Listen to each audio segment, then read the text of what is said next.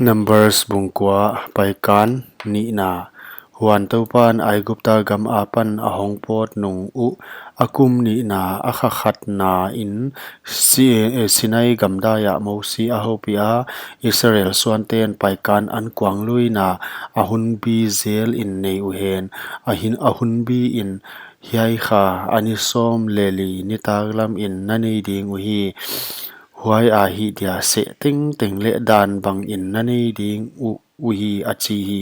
huchi in mosi in Israel suante paikan an kwang lui na ni ding in ahil hi huchi in sinai gamdaya akha khatna ani som leli ni nitaklam in paikan an kwang lui na ani uhi topan mosi thu apyak bang zel in Israel suanten ahi uhi kwate hiam misi luang zia ka siang lo ana om wa huai ni in paikan an kwang lui na a atel thei ke wa huchi in huai ni in mosi le aron ma a ho uhi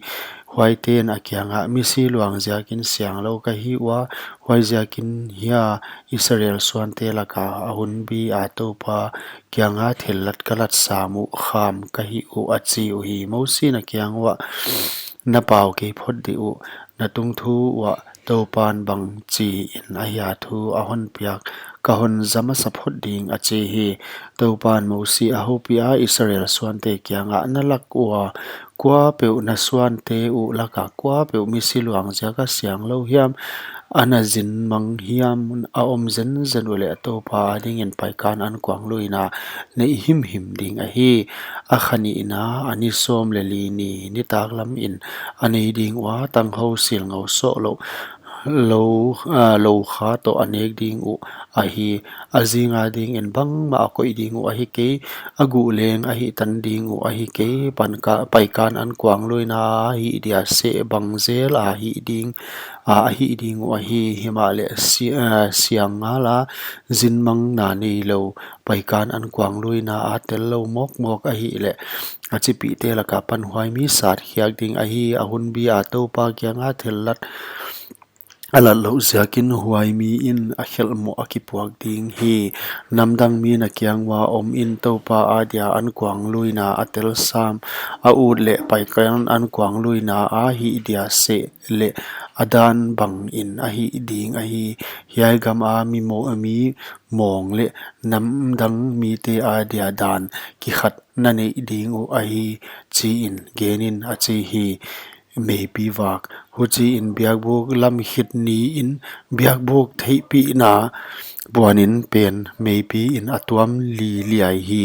nitaglam in biak buk tunga mi kwang bang bang azing sangtan in a om hi huchi bang in a om ni lo a maybe in atuam ni lo a zan chiang in mei bang in akai akilang hi maybe in puanin aki hin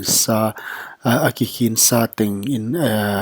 Israel suanten pai ding vai a hom zel wa maybe a khol namun pewa Israel suanten gya phwal asat zel hi topa thupia kin Israel suante a pai zel wa topa thupia ma in gya phwal asat hi biak buk tunga maybe a om sung teng gya phwala a om ni lo hi biak buk tunga maybe sot pi a om le Israel suanten topa thui azui wa a pai ke hi biak buk tunga ni tam lo sung maybe a om chiang in gya phwal asat wa topa thupia bangin huchi na pai zel hi akal kalin maybe ni taklama apan jing sang pha ina oma jing sang a maybe in atung ka san le apai zel hi ni khat lel hiam